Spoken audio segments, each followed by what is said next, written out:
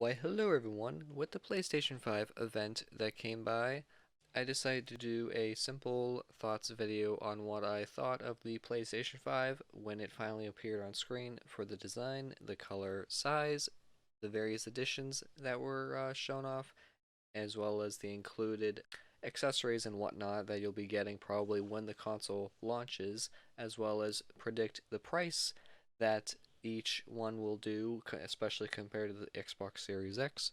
And so to start, I definitely think that they decided to design the PS5 comparatively definitely futuristic, and I definitely had a strong router modem like design, like thought process towards what it will look like. Like I've seen some posts and whatnot where people are saying that it looks like something from Alienware back in the 90s or whatever. It definitely has that futuristic vibe though. As you can see from the insides and whatnot, the vents from the dev kit are definitely like shown as to why they put that stuff there, definitely because of the cooling, as well as probably the reason why the white sides are so curved for whatever direction they are going with the air cooling.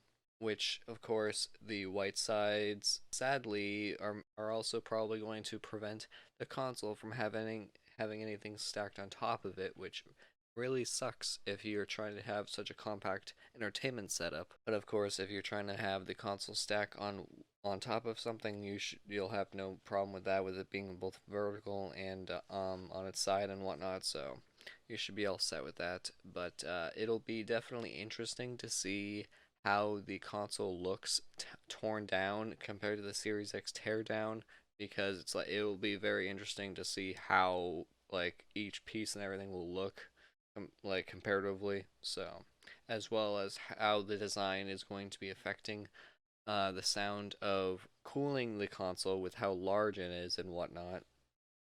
But they will definitely be interesting to hear if it's going to be really loud under all of that pressure from the various games that you're playing, or if it'll actually be quiet because it's not taking that many resources, or maybe because the cooling is just in general really good. So we'll just have to wait and find out. But the color of it, the white and black, definitely with the blue, I'm guessing probably LEDs based off of what situation it is in, which will definitely be similar to the PS4, and definitely, hopefully, don't have to run into any white light or whatever of death that the base PS4 did have for some of the launch editions that some people had issues with, which I don't even remember if PlayStation slash Sony was even giving refunds for that, but of course, we will definitely be seeing limited edition colors of that, and with it being so white, you can definitely bet that many people that already like put a whole bunch of stickers on like a laptop or something, I'm sure people will be covering their the sides of the console with a lot of stickers since it's just a white. So I'm sure either that or people will try to. Hopefully, it's easy enough to take the white sides off that you can just take it off for your own custom paint job and whatnot. Because either that or you better have good painting strips so you can just cover it up the way you want. But overall, colors aren't bad. It's definitely interesting white on black though. But the size of the console is definitely interesting. That I've seen some pictures of people essentially comparing the USB-C port or even the Ultra HD Blu-ray drive port to various other consoles to see how large it is, and based off pictures, I think this will be definitely larger than even the original PS3, even though it all depends on which edition you get, of course, which, as I was going to mention, was that the PlayStation 5 will be coming with either the Blu-ray drive regular edition, or you'll be getting the digital edition, which more than likely the regular edition will be obviously more expensive because Blu-ray drives are much more expensive when you just buy them straight out. So more than likely the digital edition will be either 50 or $100 cheaper, which definitely is going to suck for GameStop's situation because you won't be able to, unless you get the whole key type of thing from the GameStop website, you can't buy physical discs anymore from GameStop for the thing. So that definitely, I'm sure when GameStop saw that whole news, the heads were just completely like, great, even less money from them. Of course, you'll still be able to buy the games if you have the regular edition, but who knows? And then towards the end of the presentation, we got to see what will more than likely get included with the bundle at launch.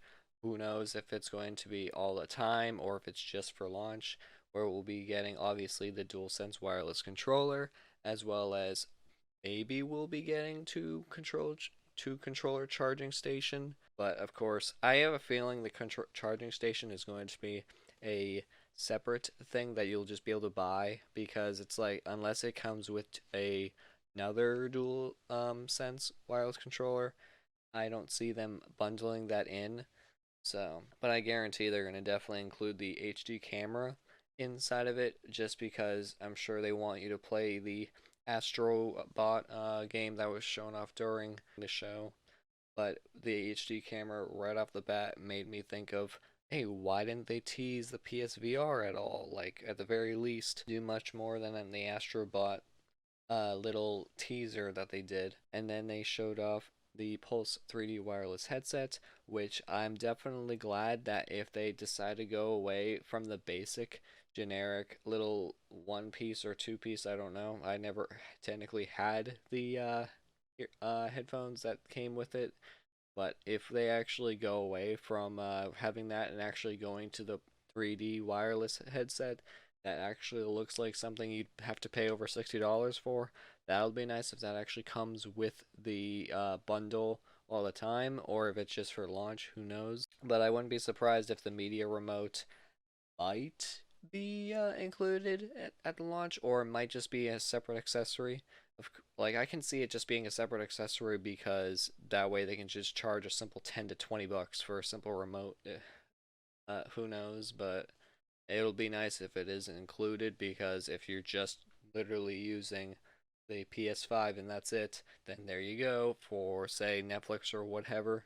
So it'll be really easy to just use that instead of having to have the controller usable. So, lastly, I wanted to talk about what I think the price of the PS5 will be. The regular edition, I have a feeling it'll be between $550 to $600, or even $450 to $500, as I think the digital edition will be $50 or $100 less than the regular, so it'll definitely be around that price range compared to the Series X, that more than likely will be a $50 to $100 difference of those estimated prices, so it definitely will be all depending on whether or not they want to have the price super high because of not only the Blu-ray drive, but because of the specs inside. Like, we just have to wait and see, but it's definitely an interesting time, and I may or may not do another video on my thoughts on what I look forward to playing on the PS5 for the games that were shown.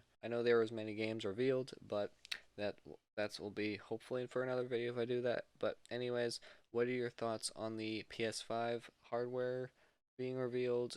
Are you planning on getting one? Or do you think you're just going to get the Series X? Because I know I definitely won't be getting the PS5 until there's a large lineup of just exclusive titles. I definitely won't be getting the media remote, and unless I get a second controller, I won't be getting the charge station.